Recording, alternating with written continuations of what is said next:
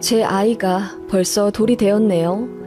아기 낳고 시간이 참 안 간다 싶었는데 벌써 1년 다 되어 친정 식구들 불러 돌잔치를 했네요. 시댁은 아예 부르지도 않았습니다. 아마도 앞으로도 쭉 얼굴 안 보고 살 것 같긴 한데 시어머니가 계속 애걸복걸 저한테 사과하고 싶다고 난리라시네요. 그 바람에 마음이 좀 약해지고 있어요. 그간 아기 낳고 정신도 없고 몸조리 하느라 글 같은 거 쓸 여유가 없었는데 모처럼 아이가 오래 통잠을 자는 덕분에 아기 낳고 제게 있었던 너무나 황당한 일을 한번 적어보려 합니다. 저는 아기 낳고 시어머니랑 아예 연락을 끊어버렸습니다. 그리 사이좋던 시동생과도 사이가 좀 서먹해졌고요. 그나마 아랫 동서랑은 종종 연락을 합니다. 사건은 아기 낳던 날이지만 그 전부터 거슬러 올라가 이야기를 풀어야겠어요. 저희 남편은 아래로 남동생이 하나 있어요. 저희보다 먼저 결혼을 해서 아이를 둘이나 낳았죠. 예쁜 공주님만 둘이에요. 시족하지만 하는 짓이 참 예쁘고 사랑스러워요. 그래서 저희도 그런 시족아들 볼 때마다 아기를 갖고 싶은 열망이 깊어졌죠. 저랑 남편한테는 웬일인지 아이가 빨리 생기지 않았어요. 시험관 시술을 할까 하다가 조금만 더 기다려보자 한 게 어느덧 결혼 5주년이 다 되어 가더라고요. 저나 남편이나 나이가 어린 것도 아니었기에 시어머니가 발을 동동 구르며 난임병원 등록하라고 난리셨죠. 그러다가 운 좋게 그리도 바라던 임신이 되었습니다. 양가 모두 축제였죠. 제 밑으로는 여동생이 있는데 아직 결혼도 안 했기에 제가 낳는 아이가 첫 손주였어요. 그래서 친정에서는 더 반가운 소식이었고요. 시댁은 이미 손녀 둘이나 있지만 아들이 없다는 이유로 저희 임신 소식을 목 빠지게 기다리셨습니다. 제가 아이 가졌다는 소식에 어머님은 세상에나 드디어 아들 손주를 보는구나 하시며 좋아하시더라고요. 그땐 성별이 나오지도 않았을 때였는데요. 그래서 아들인지 딸인지 모르지 않느냐. 만약 뱃속의 아이가 딸이면 듣고 서운해 하겠다며 제가 애교 섞인 불만을 털어놓자 어머님이 무조건 아들이야. 무조건 아들이어야 해. 내가 얼마나 기다렸는데. 하시며 맹목적인 믿음을 가지셔서 너무 부담스러웠어요. 그러다 아들이 아니면 어쩌시려고 하는 맘에 너무 기대 마시라고 했죠. 솔직히 딸이든 아들이든 소중한 생명이고 저희 부부한테는 특히나 애틋한 첫 아이잖아요. 어머님이 아들 타령하는 게 이해는 갑니다. 납득을 하겠다는 건 아니고 어머님이 아들에 집착하는 이유를 말이에요. 아버님은 부잣집 둘째 아들로 태어나셨다네요. 그래서 배필도 어른들이 맺어주는 인연으로 결정하려고 했는데 그 시기 정말 흔치 않게도 연애 결혼을 하셨다네요. 게다가 시외가가 형편이 넉넉한 편이 아니라서 많이 반대를 하셨대요. 그래도 아버님이 결혼을 밀고 나가셔서 어찌저찌 결혼은 하게 되었지만 시어머니가 시집살이를 그렇게 많이 당하셨다네요. 시할머님께서 대놓고 구박과 면박을 주시고 어떤 날은 빗자루로 얻어맞기도 하셨대요. 별것도 아닌 걸로 꼬투리를 잡으시면서요. 그러다가 처지가 완전히 뒤바뀌게 되었대요. 아버님의 형, 그러니까 큰아버님께서 딸만 줄줄이 낳으셨대요. 그런데 저희 시어머니는 아들을 둘이나 떡하니 낳게 되신 거죠. 그게 제 남편과 도련님입니다. 그렇게 아들 낳고 나서 어머님은 시댁에서 인정받고 재산도 받으셨대요. 시할머님으로부터 시집살이도 그때부터 안 당하기 시작하셨댔고요. 그래서 그런지 어머님은 여자는 아들을 낳아야 팔자가 핀다고 굳게 믿고 계신 듯 했어요. 그런 사상은 자연스레 남아 선호 사상으로 굳어지게 되었죠. 아들이 최고야. 아들이 집안을 구한다. 입버릇처럼 말씀하셨죠. 심지어 상견례 때도 대놓고 제가 빨리 아들을 낳았으면 좋겠다고 말씀하셨어요. 결혼해도 바로 며느리는 안 돼요. 아들을 낳아야 며느리지. 안 그러니? 그 말에 저희 친정엄마 얼굴이 울그락불그락 하시며 불쾌함을 내비치셨지만 제 남편이 기를 쓰고 수습해 간신히 넘어갔던 일이 있었네요. 그리고 제 앞에서는 시어머니가 그런 식으로 아들 타령하지 않도록 남편이 미리 손을 좀 쓰긴 했어요. 남편이 화낼 땐 정말 무섭거든요. 그렇게 좀 잠잠했지만 시동생이 딸만 낳고 또 저희는 임신 소식이 없으니까 많이 애가 타신 나날들이었다가 제가 임신했다는 소식에 드디어 참았던 아들 손자에 대한 열망을 터뜨리신 겁니다. 아직 성별이 나오지도 않은 임신 초기에 아기 내복을 줄줄이 보내주셨어요. 전부 다 파란색, 하늘색. 누가 봐도 아들의 것이었죠. 제가 그거 보고 너무 화가 났어요. 그래서 어머님께 전화해. 어머님, 저번에도 말씀드렸잖아요. 딸이면 실망하시게요? 저는 아들이든 딸이든 상관없어요.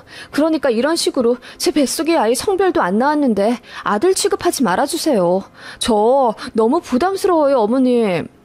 이라고 딱 꼬집어 말씀을 드렸습니다. 그러자 어머님이 보나마나지. 내가 태몽을 꿨다니까. 커다란 용이 우리 집 대문으로 들어오더라니까. 용은 아들이지. 그렇고 말고. 하시며 제 말은 귓등으로도 안 들으시더군요. 그리고 툭하면 전화해 아들 가진 산모는 과일도 가려 먹어야 한다면서 바나나나 파인애플 같은 길쭉한 과일 위주로 먹으라네요. 저는 세상에 그런 말은 듣도 보도 못했습니다. 그런 식으로 말도 안 되는 간섭을 하시고 매일같이 전화와 카톡으로 아들 잘 키우는 방법, 아들방 꾸미는 방법 같은 것 인터넷에서 검색해서 저한테 보내시곤 하셨어요. 어머님 때문인지 스트레스 너무 많이 받아서 입덧도 심했고 밤에 불면증도 심했어요. 어쩔 땐 어머님의 아들 타령 목소리가 환청으로 들리는 듯 했으니까요. 남편이 중재를 나름 했지만 어머님은 너무 흥분 상태인지 먹히지도 않았고요.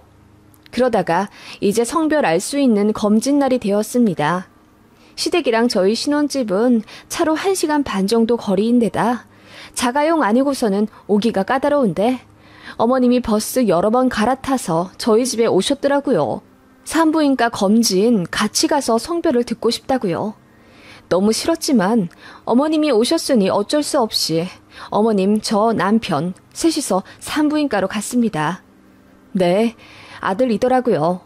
저랑 남편은 사실 딸이길 원했거든요. 어머님이 그리도 바라셨던 손자란 소식에 어머님은 병원이 떠나갈 듯 환호성을 지르셨고 급기야 눈물까지 쏟으셨습니다. 제 손을 잡으며 고생했다. 이제 다 됐다. 나는 이제 죽어도 여한이 없다. 장하다 우리 며느리. 너무 이뻐 죽겠어. 가만히 있어보자. 금방부터 가자. 내가 너를 위해 선물을 하나 해주마.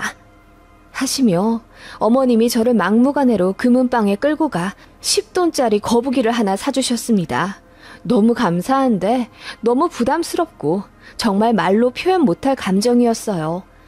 어머님이 그렇게 눈물을 글썽이시면서까지 좋아하시니 저도 기분이 나쁘진 않더라고요. 어머님의 뜻을 이뤄드렸다는 뿌듯함보다는 그냥 어르신이 그렇게 아이같이 좋아하시는 모습을 보니까요. 그렇게 저는 어머님의 폭발적인 관심을 받으며 임신 기간을 보냈습니다. 아들 가진 산모라면 고기를 많이 먹어야 한다며 일주일에 한 번씩은 한우를 세트로 보내주시곤 하셨어요. 어머님 당신께서도 아들 낳고 시할머니께 받으신 거라며 옥반지 한 쌍을 곱게 보자기에 싸서 저한테 주시기도 했고요. 아들을 가진 게 이렇게도 의미 있는 거였나 싶은 마음도 들면서 많이 부담스럽더라고요. 게다가 시댁 식구들 다 같이 모인 자리에서 자꾸만 저를 추켜 세우며 우리 맏며느리가 역시 해낼 줄 알았어. 아들 낳아줄 거라 내가 믿어 의심치 않았다고. 내가 이제 죽어도 여한이 없어. 라고 하시며 저를 보는 내내 꿀 떨어지는 눈빛을 쏴주셨어요. 어머님은 제 시조카들, 그러니까 어머님의 손녀들도 사실 참 예뻐하셨거든요. 가끔 동서한테 아들 타령을 잔잔하게 하긴 하셨지만 그래도 세상에 태어난 손녀들도 참 사랑해 주셨던 분이세요. 그런데 제가 아들을 가졌다는 소식과 동시에 동서랑 그 손녀 딸들은 본체에 만취하시는 게 너무너무 민망했습니다. 그래서 저랑 남편이 어머님께 제발 그렇게 하지 마시라고 도련님이랑 동서 상처받는다고 몇 번이나 만류했지만 어머님은 정말 뭐에 시익이라도 한 듯 그렇게 저를 편애하셨어요. 결국 어떻게 되었겠어요? 도련님은 참다 못해 화를 내셨죠. 아니, 딸이든 아들이든 엄마한테는 똑같이 소중한 손주 취급을 하셔야지. 이렇게 태어나지도 않은 손자를 벌써부터 어하둥둥하면 우리 딸들은 뭐가 돼? 엄마, 저번부터 내가 참았는데 우리 애들이 할머니 반가워서 인사를 해도 보는 둥 마는 둥 하고 찬밥 취급하는 거 너무 속상해. 게다가 정말 과묵하다 못해 말이 거의 없는 시아버지께서도 해도 너무하다며 시어머니께 타박을 하셨습니다. 자중하라고요. 심지어 동서는 울었어요. 부엌에서 눈물 훔치며 너무 속상하다 하더라고요. 결국 저 없을 때 도련님이 어머님께 소리를 지르며 뭐라고 했나 봐요. 앞으로 꼭 필요한 일 아니면 왕래 안 하겠다고 선언을 했다고 합니다. 결국 어머님한테는 저희 부부밖에 남지 않은 거죠. 그래도 아들 손자 있으면 다 된다 하시면서 제 배를 쓰다듬으며 스스로 위안하시더라고요. 저는 그런 어머님의 모습에 점점 소름이 끼쳐갔고요. 나중에 어머님이 보내주시는 한우, 반찬 이런 거 전부 안 받겠다고 단호하게 말씀을 드렸더니 어머님이 아니, 우리 손자 먹으라고 보내주는 건데 왜 그러니? 라고 하시더라고요. 어머님은 이미 제가 보이지 않는 상태이셨던 거예요. 저는 그냥 뱃속에 아이를 품고 있는 껍데기에 불과한 존재였던 거죠, 어머님께. 그렇게 임신 막달이 되었고 저는 출산 준비를 하기 위해 짐을 쌌습니다. 그런데 띵동 하고 벨이 울리더군요. 누군가 하고 봤는데 시어머니였습니다. 까무러칠 듯 놀라 문을 열며 연락도 없이 웬일이냐 물으시니 어머님이 커다란 캐리어부터 집안에 밀어 넣으시며 이제 우리 장손 낳을 날이 머지 않았지 않니? 언제 나올지 모르는데 할미가 지켜야지. 그래서 미리 왔다. 애기도 할미가 봐주려고. 한 1년은 내가 이 집에 있겠다. 하시더군요. 그 전에도 가끔 합가에 대해 말씀하셨어요. 아기 낳으면 당신께서 보고 싶다 하시길래 저랑 남편이 극구 반대했죠. 아이는 저희 부부가 죽이 되든 밥이 되든 같이 키울 거라고 했어요. 그렇게 해야 아빠도 아이 양육에 더 적극적인 태도를 가질 수 있고 부부간의 정도 깊어질 거라며 저희 부부가 내린 결정이거든요. 그리고 병원과 연계된 산후조리원에서 2주 정도 있다가 친정집에 가서 아이 100일 될 때까지만 산후조리를 하려고 했어요. 친정집이 병원이랑 가깝기도 했고 또 엄마가 원하셨어요. 자식이 자식을 낳는다며 산후조리는 엄마가 꼭 해주고 싶다고 하셨고요. 저도 친정엄마가 편했어요. 다 그렇지 않나요? 시어머니랑 사이가 특별히 좋은 게 아니라면은 대부분 산후조리는 친정에서 하잖아요. 그래서 그걸 시어머니께 분명히 말씀을 드렸는데도 까먹으신 건지 이렇게 다짜고짜 저희 집에 오신 거죠. 그래서 제가 말씀을 드렸죠. 어머님, 일전에 다 말씀드리지 않았나요? 저 친정 가서 조리해요. 그리고 1년이나 저희 집에 계신다는 건 제가 불편해서 그렇게 못해요. 아기 낳고 바로 산후조리원 들어가야 하니 어머님 여기 계실 필요도 없으세요. 아기 낳으면 그때 연락드릴 테니 그때 오셔도 늦지 않아요. 아니, 아기가 갑자기 나올 수도 있고 또 이제 태동도 많이 하고 그러는데 나도 네 배 좀 보면서 지내자. 우리 장손 보고 싶어 죽겠단 말이야. 하시며 어머님은 씻지도 않은 손으로 제 배를 어루만지셨죠. 스트레스 때문인지 그날 저는 배가 뭉쳐서 너무나 고생했어요. 뒤늦게 퇴근한 남편이 어머님께 댁으로 돌아가시라 해도 어머님은 들은 채도 안 하고 저희 집에 계시더라고요. 그렇게 한 3일 정도 어머님이랑 같이 있었네요. 아시는 분은 알겠지만 막달 되면 불면증이 더 심해져요. 그래서 제가 새벽 1~2시쯤까지 거실에서 TV를 보고 있으면 어머님이 눈 비비고 나오셔가지고 제 등짝을 때리시더군요. 우리 장손 잠도 못 자게 왜 밖에 나와 있어? 빨리 자야지, 응? 하시는데 너무 어이없고 화나더라고요. 그래서 잠이 안 오는 거라고 했더니 억지로라도 방에 가서 누워 있으래요. 뱃속의 아이가 불편해 한다고요. 정말 짜증났죠. 그렇게 뒤척거리다 겨우 잠들었는데 아침에 누군가 제 배를 어루만지는 느낌이 들어서 남편인 줄 알고 눈을 떴어요. 그런데 제 눈앞에 있는 건 어머님이었습니다. 어머님이 슬쩍 웃으며 아침에 태동이 활발하잖아.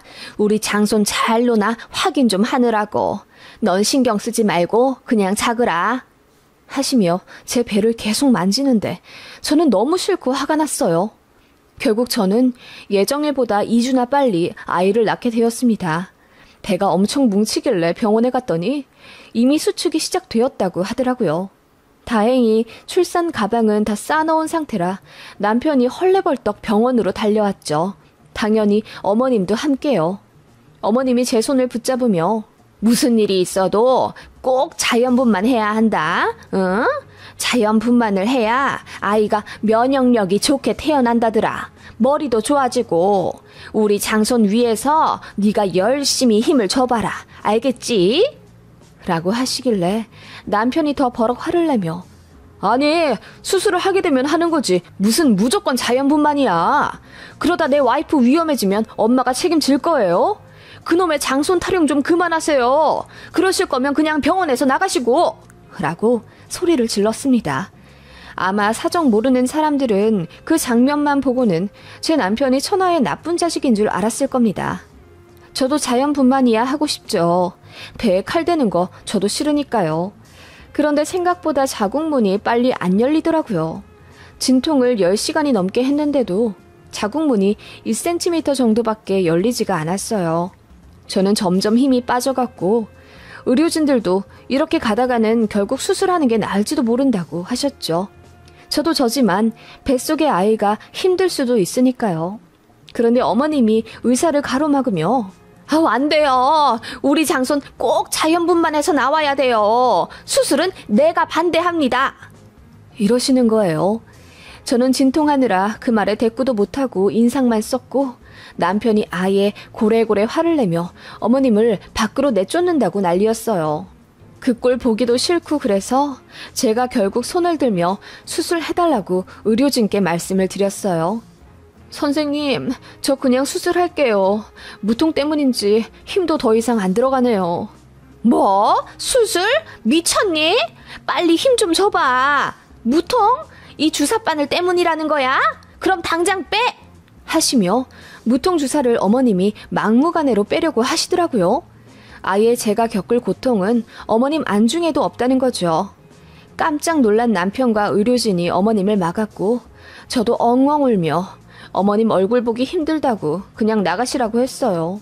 그랬더니 어머님이 나는 우리 장손 태어나는 거 무조건 봐야 한다. 그리고 내가 탯줄도 잘라주고 싶어. 너 정신 똑바로 차려라. 무조건 자연분만이다. 빨리 힘을 좀 줘. 왜 못해 그걸? 하시며 저를 막 흔드시더라고요. 그래서 제가 소리를 지르며 어머님 수술하겠다고요. 내가 그렇게 결정한다는데 어머님이 무슨 상관이세요? 의사랑 제 남편도 수술하는 게 낫겠다고 하는데 어머님이 대체 무슨 권한으로 그러시는 거냐고요? 라고 했더니 어머님 얼굴이 울그락 푸르락하며 내가 내 장손 할미인데 왜 상관을 못해?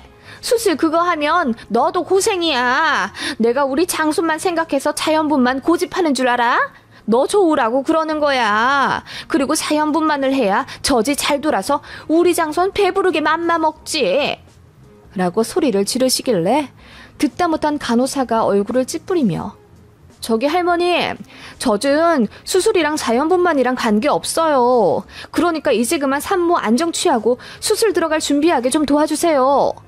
라고 했는데도 어머님은 억세게 팔을 뿌리치며 계속 제 옆에 계시더군요.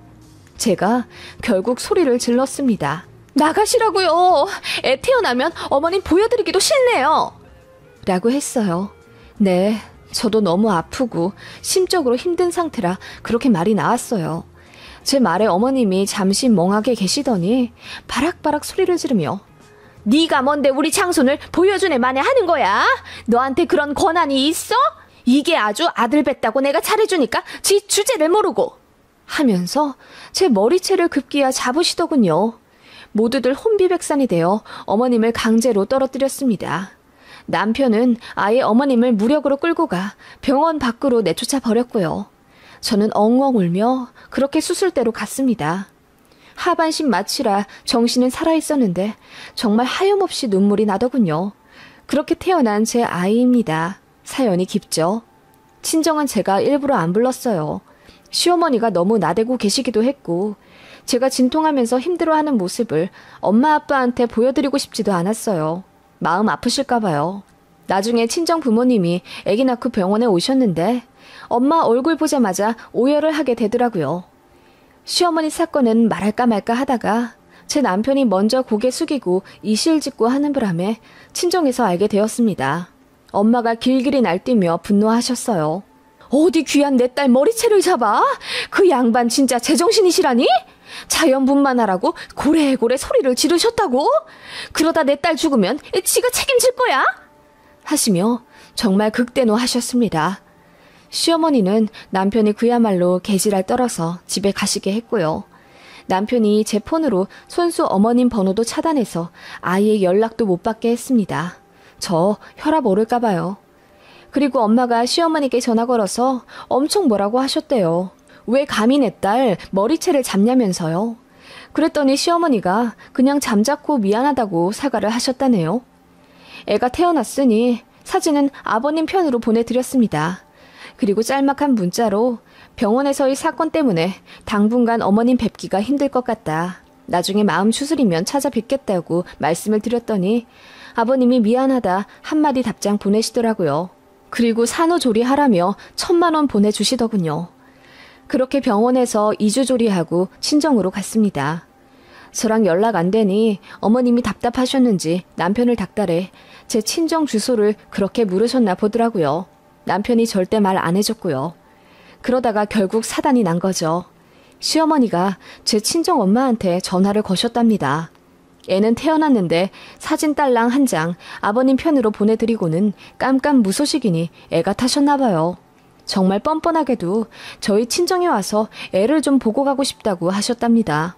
엄마가 소리를 지르며 내 딸 머리채도 잡아놓고는 무슨 낯짝으로 사돈댁까지 오려고 하시냐면서 애들 맘 풀어지면 어련히 알아서 보여드리지 않겠냐. 내 딸한테 진심으로 사과부터 하라고 뭐라고 하시니 시어머니도 뭐라 대꾸를 하셨나 보더라고요. 그래서 전화기 붙잡고 두 분이 막 싸우셨던 것 같아요. 엄마가 씩씩거리며 잠깐 제 시댁에 좀 갔다 오겠다 하시더니 쌩 하고 나가시더군요. 그날 난리도 아니었답니다. 친정엄마가 분노의 질주로 시댁에 가서 시어머니 보자마자 뺨을 때리셨대요. 그리고는 이렇게 말씀하셨답니다. 귀한 장손? 너한테나 귀한 장손이지 나한테는 내 딸보다 귀한 건 없어.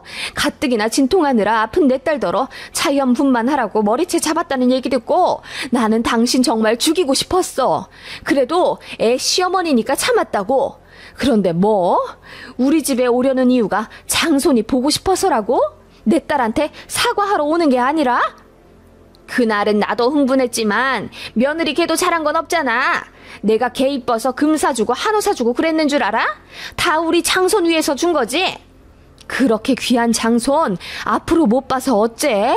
내가 우리 딸 이혼하라고 할 건데. 그리고 이혼 사유는 당신이야. 위자료 두둑히 받고 애 양육비도 김서방한테 한 달에 200만 원 넘게 받아낼 거다. 애는 김서방만 교섭권 줄 거고 당신은 절대로 못 봐. 알겠어? 라고 하며 조만간 이혼 서류 보낼 테니 아들 보고 찍어서 제출하라고 큰소리치고 엄마가 시댁을 나오셨다네요. 그달 시아버지가 시어머니한테 엄청 뭐라고 하셨대요. 며느리한테 사과하고 오라고 정말 난리를 치셨답니다. 그치만 결국 안 오셨어요. 그러다가 애 보고 싶어 상사병이 났다면서 저희 집에 한 번 그냥 오신 적이 있어요. 제가 인터폰으로 어머님 얼굴 보고 그냥 문 안 열어드렸습니다. 그 이후로도 몇 번 오고 싶어 하셨다고 남편한테 연락하셨다는데 제가 절대로 싫다고 했어요. 그리고 전세 계약이 만료되어 다른 데로 이사 갔고요. 이사 간 집 주소 절대로 말하지 말라고 했어요. 내 맘이 풀리면 그때 말씀드리고 애 얼굴 보여드리겠다고 했고요. 어머님은 그 이후로 저희 예전 집에 한번 갔다가 허탕 치셨나 보더라고요. 그리고 동서랑도 연락했는데 처음엔 동서가 저희까지 미웠다고 속마음을 털어놓더군요. 솔직히 저라도 그러겠어요. 어머님이 그렇게 차별을 하시는데요. 아무튼 도련님네도 신모랑은 연락 안 하시는 모양이었어요. 뒤늦게 저한테 사과하고 싶다고 시어머니가 술 먹고 난리를 치셨다는데 그게 어디 저한테 미안해서겠어요? 장손 보고 싶어서 그러신 거겠지. 사과하시면 받긴 할 건데 그전처럼 자주 왕래는 없을 것 같아요. 명절에나 잠깐 얼굴 보고 일어날 생각입니다. 어머님은 반성 좀 하셨나 몰라요? 지금 많이 괴로워하신다는데 저도 상처가 깊어 신경도 쓰고 싶지가 않네요.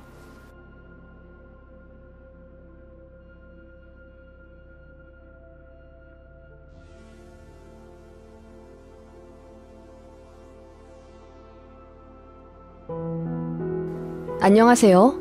저는 35살 아이 엄마이고 밑으로 4살 어린 남동생 하나 있는 장녀입니다. 아버지는 저 중학생 때 심장마비로 정말 갑작스레 돌아가셨어요. 제 남동생은 초6이라는 어린 나이에 아버지를 잃은 거고요. 저희 남매도 남매지만 엄마가 정말 고생 많이 하셨습니다. 아버지는 생전에 복사기 대리점을 운영하셨는데 그 당시 IMF 전이라 사업이 정말 잘 되셨죠.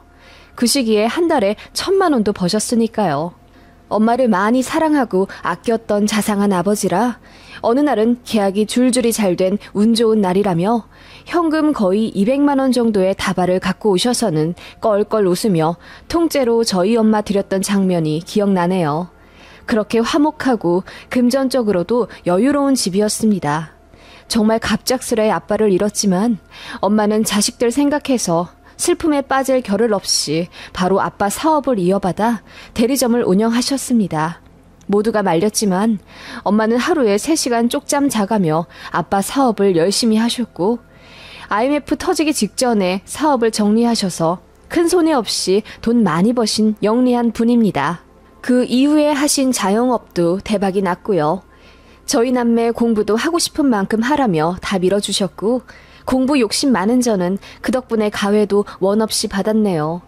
그래서 저랑 제 남동생 둘 다 좋은 직업 가지고 남부럽지 않게 자리 잡았어요. 다 엄마 덕분이라고 생각합니다.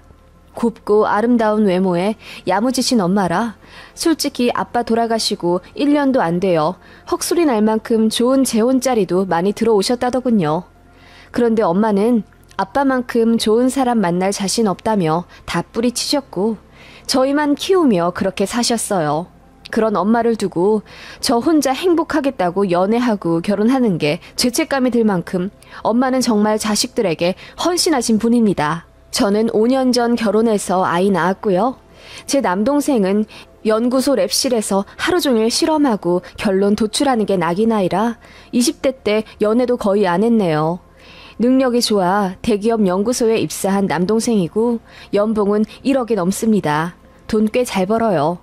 그렇게 번 돈을 자기는 쓸 데도 없다며 그대로 엄마한테 다 드렸던 순둥이였죠. 그리고 엄마 명의 체크카드 하나 갖고 다니는 애였는데 한 달에 교통비로 5, 6만 원 쓰는 게 다였어요. 실수령이 월 700만 원이 넘는데 쓰는 건 10만 원도 안 된다니 말도 안 되죠.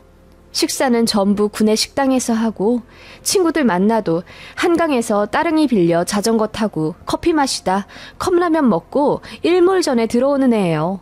제 동생은 엄마 닮아 잘생겼고 또 저희 집이 돈도 많은 편이기 때문에 소개팅 권유도 무지하게 많이 받은 걸로 알고 있어요. 그래도 나이 28살 다 되도록 못소리라 제가 걱정을 참 많이 했습니다. 그러다가 너무 놀라운 소식을 들었죠. 남동생이 연애를 한다는 반가운 소식이었어요. 소개팅 같은 건 질색하는 애라 받아본 적도 없어서 신기하더라고요. 어디서 만났냐고 물으니 주말마다 가는 도서관에서 만났다고 하더라고요. 나이는 제 남동생보다 2살 많다고 했고요. 그 여자가 제 남동생한테 먼저 말을 걸었대요. 자기가 찾는 책이 있는데 아무리 봐도 없다면서 좀 찾아줄 수 없냐고 제 남동생한테 부탁을 했는데 그 책이 하필이면 제 동생이 엄청 좋아하는 작가의 잘 안 알려진 소설이었다네요. 그래서 이거 사람들 잘 모르는데 어떻게 아시냐고 물었더니 그 여자애가 정말 잘 알지 못하면 말할 수 없는 지적 정보들까지 줄줄줄 말해주더래요. 남동생은 같은 작가를 선호하는 공통점에 반가웠고 여자랑 처음으로 대화가 통한다는 느낌에 너무 좋았다네요. 그렇게 도서관에서 이야기를 1시간 정도 하다 그 여자가 먼저 번호를 물어봤고 그렇게 제 남동생의 첫 연애가 시작된 거라더군요. 이야기만 들었을 땐 제 입가에 웃음이 가실 수가 없었어요. 도서관에서 만난 첫 여자친구라니 너무너무 귀엽고 궁금하더라고요. 쑥맥 같은 제 남동생이라 여자 마음 모를 게 뻔해 제가 코치도 참 많이 해줬네요. 선물은 어떤 걸 줘야 한다. 데이트 코스는 여자가 원하는 위주로 잘 짜봐라. 항상 집 앞까지 데려다주고 괜히 밤에 부담스럽게 주책 부리지 말아라 등 노파심에 남동생 연애 교육을 참 많이 시켜줬네요. 그래서인지 꽤 수월하게 연애하는 듯 했어요. 연애 초에 제가 사진도 한번 봤는데 연예인 뺨치게 예쁘더라고요. 실제로 인터넷 SNS에서 꽤 유명하기도 하다더군요. 팔로워 수가 2만 명 정도 된다나? 직업은 신상 털릴까봐 자세히 말할 순 없지만 국시 합격해야 하는 직업군이고 월 200만 원 전후로 받는 여자로 알고 있었습니다. 남동생한테 얘기 듣기로는 여자친구가 일하기 정말 싫어하고 결혼하자마자 직장 관두고 쇼핑몰을 하고 싶다고 했다네요. 실제로 옷도 참 잘 입고 다닌다고 하고요. 가방이나 신발도 명품이 많다더군요. 솔직히 말해 제 남동생은 패션에 조금도 관심이 없는 애입니다. 나이 20대 중반 다 되도록 옷을 저랑 엄마가 사다 줬으니 말입니다. 청바지나 면바지에 폴로 스웨터를 교복처럼 입고 다니던 남동생이었는데 그 여자친구랑 잘 안 어울릴 것 같아서 남동생 연애 초반에 제가 옷도 한번 왕창 사다 줬네요. 그렇게 한 3개월 정도 남동생이 연애를 했을까? 제 남동생이 갑자기 차를 사야겠다고 엄마한테 차 좀 사달라 부탁했다더군요. 여자친구랑 연애하는데 차가 없어서 불편하다며 그동안 월급 다 드렸으니 1억짜리 차 하나만 뽑게 돈을 달라고 했대요. 1억짜리 차 크게 부담되지는 않죠. 남동생 능력도 있고 또 몇 년간 월급을 통째로 저희 엄마한테 드렸으니 금액이 문제가 되는 건 아닌데 느닷없이 외제차를 사겠다는 남동생이 조금 낯설게 느껴졌어요. 그래서 제가 남동생한테 물어봤죠. 진영아, 그래 차를 살 만한 시기인 건 맞는데 처음부터 외제차는 좀 그렇지 않니? 너 면허는 있어도 아직 장롱이잖아. 차라리 처음엔 국산차 튼튼한 걸로 사고 운전이 많이 익으면 그때 네가 원하는 차로 바꾸는 건 어때? 안 돼. 주아가 꼭 BMW로 사라고 했어. 그거 안 사면 나랑 헤어지겠다고. 뭐라고? BMW 아니면 너랑 헤어진다고? 아, 그런 말이 어딨어. 걔가 나 만나면서 맨날 택시 아니면 버스 타고 다니는 거 힘들대. 힘들어서 사랑이 식는데. 그래서 내가 꼭 차를 몰았으면 좋겠대. 아, 근데 왜 하필 BMW야? 다른 차들도 많은데. 나중에 나랑 결혼하면 같이 끌어야 한다면서 자기가 원하는 걸로 사래. 그 말도 맞지. 뭐? 결혼? 너희 벌써 결혼까지 이야기한 거야? 그 말에 남동생이 수줍게 웃더니 자기 첫 여자라면서 꼭 결혼해야 한다고 하더군요. 그리고 그 여자 아니면 결혼할 생각도 없다면서요.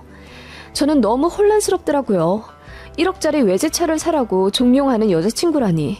그리고 그 말에 홀랑 넘어가 정신 못 차리고 해벌쭉하는 제 남동생도 참 낯설었고요. 그렇게 남동생은 결국 1억짜리 외제차를 샀습니다. 그리고 카드값도 어마어마하게 나오기 시작했죠. 일전에 제 동생이 엄마 체크카드를 썼다고 했잖아요. 연애하면 돈 쓸 일 많아질 거라 생각을 해서 저희 엄마가 엄마 명의로 신용카드를 하나 만들어 주셨습니다. 그런데 연애 초반에는 많이 나가봤자 100만 원 언저리더니 어느 순간부터 급속도로 늘어나 카드값이 5, 600만 원씩 나간다고 하더라고요. 이 정도는 너무 심하다는 생각에 저랑 엄마가 잔소리를 좀 했습니다. 아무리 연애를 한다고 해도 이렇게 많이 쓰는 건 너무하다고요. 그랬더니 남동생이 우물쭈물 하더니 여자친구가 원하는 게 많아서 사주느라 그랬다는 거예요. 뭘 그렇게 많이 사달라고 하냐니까 명품 백이랑 명품 주얼리 같은 걸 그렇게 좋아한대요. 그리고 덧붙여 말하길 이런 명품은 시간이 지날수록 가격이 오르는 거라 나중에 결혼하면 다 자산이 될 거라며 남동생 보고 현명하게 생각하는 게 좋을 거라고 했다네요. 그리고 뻑하면 호텔 다니고 비싼 파인 다이닝 음식점에 가고 그러나 보더라고요. 거기서 사진도 왕창 찍어 SNS에 올린다고 했고요. 툭하면 어차피 자기랑 결혼할 건데 뭐가 그렇게 아깝냐는 식으로 가스라이팅 하는 것 같더라고요. 점점 그 여자친구가 마음에 안 들기 시작했어요. 저희 엄마도 걱정이 많으셨죠. 그래서 남동생 붙잡고 단호하게 말해줬습니다. 여자랑 연애하는 건 좋긴 한데 그렇게 끌려다닐 필요는 없는 거라고요. 물론 그 정도 돈 쓸 여유가 없는 우리도 아니지만 그렇게 퍼주다시피 해주면 서로 관계만 나빠지는 거라고 잘 얘기를 해줬죠. 그랬더니 남동생도 좀 납득이 가는지 알겠다고 했어요. 그런데 그 주 주말에 갑자기 남동생이 여자친구랑 헤어졌다면서 본 적 없이 만취 상태로 집에 들어왔다더군요. 그렇게 취한 건 엄마도 처음 보는 거라 저한테 전화를 하셨어요. 그래서 저도 그 새벽에 친정에 달려갔죠. 남동생이 펑펑 울더군요. 자기 차였다고요. 이유를 물어보니 자기가 마마보이라서 싫다고 했다네요. 그러면서 지금까지 받은 가방이랑 목걸이, 시계 같은 거 전부 박스에 넣어서 남동생한테 던지듯 줬대요. 자기 진심을 몰라줬다면서요. 자기가 정말 무력으로 남동생한테 사달라고 조른 게 아니라 자긴 정말 남동생이랑 결혼할 생각이고 재테크하면서 결혼 후 가게에 보탬이 돼주려고 했던 건데 세상 물정 모르고 트렌드 못 따라가는 저희 가족이 너무 촌스럽다면서 헤어지자고 했다네요. 그리고 호텔이나 파인다이닝 같은 비싼 데 가서 사진을 찍는 것도 다 투자였대요. 본인이 나중에 쇼핑몰을 할 건데 그러려면 SNS 팔로워를 더 많이 모아야 하고 그러기 위해서는 사람들의 동경을 받아야 한다면서 그런 럭셔리한 모습을 많이 보여줘야 장사가 잘 되는 거라고 했대요. 자기는 남동생이랑 결혼해서 쇼핑몰을 차리면 한 달에 억도 벌 수 있는데 그거 다 남동생 주려고 했다네요. 그런데 정작 본인을 속물 취급하니 억울해서 못 사귀겠다며 난리를 치며 헤어지겠다고 한 거죠. 저는 너무 어이가 없더라고요. 들으면 들을수록 그 여자의 정상인가 싶더라고요. 그런데 제 남동생은 그 여자친구 말이 다 맞는 것 같다면서 본인이 어리석고 세련되지 못해서 차인 거라고 울더라고요. 답답해 미칠 뻔했습니다. 그래요. 남녀 간의 일은 당사자들만 알겠죠. 둘이서 나눈 정도 얼마나 깊겠어요. 남동생이 정신 못 차릴 만큼 그 여자친구가 예쁘고 상냥하니까 더 헤어나오지 못하겠죠. 그렇게 남동생은 폐인이 됐어요. 그러다가 결정적 한 방에 남동생이 KO 당하더라고요. 이별 통보하고 며칠 지나지 않아 남동생의 연구실로 퀵이 왔더래요. 보니까 예쁜 브로치 하나와 아파로 꾸민 엽서 그리고 고급 한정식 식사권 2장이 들어있었다더군요. 저희 엄마 선물이었어요. 발신인은 남동생 여자친구였고요. 남동생이 놀라 여자친구한테 전화하니 그 여자애가 그러더래요.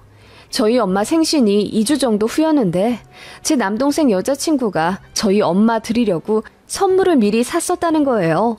헤어지더라도 미리 준비한 선물을 드려야겠다며 자기는 남자친구 엄마가 혼자 계시다는 걸 알고 있었기에 더 잘하고 싶었다면서 단둘이 식사도 하려고 다 준비를 했었다는 거예요. 그러면서 덧붙이길 그동안 부족한 나 때문에 어머니랑 누나가 걱정 많이 하셨지? 이제라도 네가 효도해. 그동안 나 때문에 속 많이 썩여드린 것 같은데 죄송하다고 전해드려줘. 나 같은 여자 말고 더 착하고 좋은 여자 만나서 행복해. 라고 했다는데 그 말에 제 남동생 영혼까지 다 넘어가 버린 거죠. 그날 오열하면서 재회했고 제 남동생은 결혼을 결심하게 된 겁니다. 그렇게 만난 지 1년도 안 되어 결혼을 추진하게 된 거예요.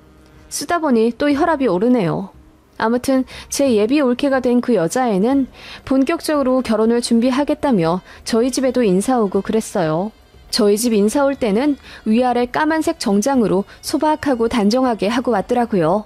원래는 명품 실갑을 하는 앤데 눈밖에 나고 싶지 않다면서요. 그리고 진짜 어찌나 살갑게 잘하는지 저희 집 인사 오던 날 설거지까지 자처해서 열심히 하더라고요. 저랑 엄마가 그렇게 말렸는데도 한사코 자기가 해야 한다며 팔 걷어붙이고 고무장갑도 안 끼고 설거지하다가 그릇을 놓쳐서 깨뜨리는 바람에 결국 피를 봤어요. 그 모습에 남동생이 기겁을 하면서 그러게 왜 설거지를 해? 자기는 손님이라니까. 라고 하니 내가 잘해야지. 안 그래도 밉보였는데 어머님이랑 형님께 점수 따고 싶어. 라고 하며 그렁그렁한 눈으로 남동생을 보더라고요. 진짜 황장할 것 같더라고요. 저랑 엄마가 보기엔 여우짓인데 남동생은 그냥 껌뻑 죽어서 아무것도 안 보이는 것 같았어요. 엄마는 너무 속이 탔지만 제 남동생이 좋다고 데려온 여자를 뭐 어쩌겠어요. 그리고 이 상황에 반대하면 더 불타오르기만 할 것 같아서 저도 딱히 답이 없더라고요. 그래도 예비 올케가 저희 만나면 참 싹싹하고 예의 바르게 잘하긴 했으니까 웃는 낯에 대고 어쩔 수도 없는 노릇이었고요.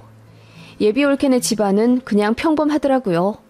양가 부모님 다 계시긴 하지만 사돈 어르신 두 분 다 딱히 직업이랄 게 없으신 것 같았어요.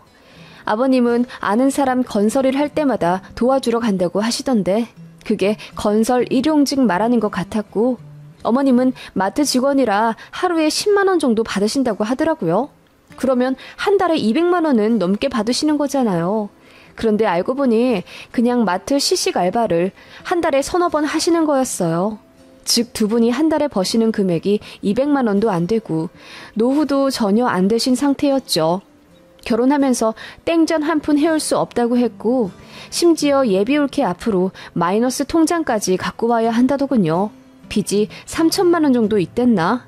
그거 제 남동생이 갚아주기로 했습니다. 솔직히 말해 평범 혹은 그보다 못해 보였지만 그냥 저희가 더 잘 살고 진짜 남동생 인연이라면 자기가 선택한 운명인데 처가 먹여 살리는 것도 제 남동생 몫이겠죠. 그렇게 애써 생각하며 저도 옳게 좋게 보려고 노력 많이 했습니다. 그런데 흘러가는 결혼준비 상황을 보니 입을 안 댈 수가 없더군요. 예비 올케가 호텔 결혼식을 요구하더군요. 그래요. 저도 호텔에서 결혼했습니다. 저는 시어머니가 호텔에서 하자고 먼저 요구를 해주셨고, 솔직히 시댁이랑 저희 친정 둘 다 잘 살고 저희 부부도 고소득자입니다. 솔직히 말해 할만하니깐 한 건데 예비동서는 빚까지 있는 마당에 무슨 호텔식인지 어이가 없더라고요. 그래도 곧 죽어도 호텔에서 해야 한다길래 제가 좀 알아봐 줬어요. 어차피 저희 집에서 다 부담해야 하니까 제가 5천만 원 정도로 예산 짜서 남동생 편으로 보내줬습니다. 그랬더니 예비 올케가 난리를 쳤다는 거예요. 자기는 곧 죽어도 신라 호텔에서 해야 한다면서 1억 2천 정도 생각했다는 거예요. 저희가 미쳤습니까? 빚까지 갚아줘야 하는 예비 올케를 위해 1억이 넘는 식을 올려주다뇨. 그래서 제가 절대 안 된다고 했습니다. 자기가 부담할 거 아니면 5천만 원 선에서 정리하고요. 그랬더니 예비 올케가 저한테 직접 전화를 하더군요. 형님, 저예요. 다름이 아니라 예식 문제 때문에 전화를 드렸는데요. 아무리 생각해도 저희 부부한테는 신라 호텔이 어울릴 것 같아요. 저도 얼굴 드러내며 사업하는 사람이라 그런 것들이 전부 투자거든요. 형님, 제가 결혼하고 나서 정말 잘할게요. 어머님한테도 깍듯이 진짜 잘할 자신이 있어요. 그러니까 식만 제발 제가 원하는 대로 해주시면 안 될까요? 제 평생의 소원이에요. 하면서 펑펑 우는 거예요. 아, 이런 여우 같은 모습에 제 남동생이 껌뻑 넘어갔구나 싶더군요. 속으로 혀를 끌끌 찼지만 애써 좋게 포장해. 우리 엄마가 진영이 아파트도 해줘야 하는데 좀 빠듯할 것 같아. 엄마는 이왕이면 30평대로 해주시겠다고 하는데 그럼 20평대도 괜찮아? 라고 했더니 우물쭈물 하면서 그럼 30평대로 하고 식은 5천만 원대로 하자더군요. 선심 쓰듯이요. 그게 시작이었습니다. 예물은 1,500만 원짜리 샤넬백이어야 하고 반지 다이아도 자기가 다 알아왔더군요. 그거에 스드메에 웨딩카에 기타 등등 부가 비용까지 결혼준비 비용 전부 합치니 거의 2억이 다 되어 가더라고요. 집은 저희 엄마가 알아봐주고 제 남동생 연구소 근처에 있는 아파트 단지로 자가 계약하려고 했습니다. 그 아파트가 9억 정도였고 엄마가 제 남동생 명의로 사주신다고 했어요. 그렇게 알아두라고 했더니 예비 올케가 또 난리가 난 겁니다. 왜 강남으로 안 해주냐면서 강남이 안 될 것 같으면 잠실 정도는 되어야 한답니다. 그 정도면 20억이 넘어요. 엄마는 제 남동생 신혼집에 그 정도까지는 생각을 안 하셨거든요. 게다가 왜 공동명의가 아니냐면서 역시 자기를 무시하고 싫어하시는 거라면서 죽고 싶다고 남동생 앞에서 울었다는 거예요. 그래서 엄마가 너무 열이 받아서 참다 못해 예비 올케에게 화를 내셨습니다. 우리가 결혼 비용이며 신혼집까지 싹 해가는데도 우리 진영이는 예물시계 하나 못 받는 것도 나는 사실 너무 화가 나. 그래도 우리 아들이 좋다고 데려온 여자니까 이 정도는 해주는 거지. 도대체 너는 어디까지 바라는 거니? 이럴 거면 나는 결혼 못 시킨다. 항상 인자하게 웃으셨던 저희 엄마가 처음으로 화를 내며 파혼을 내비쳤더니 예비 올케가 덜컥 겁이 났던 건지 저희 본가 찾아와 싹싹 빌며 다신 안 그러겠다고 울더군요.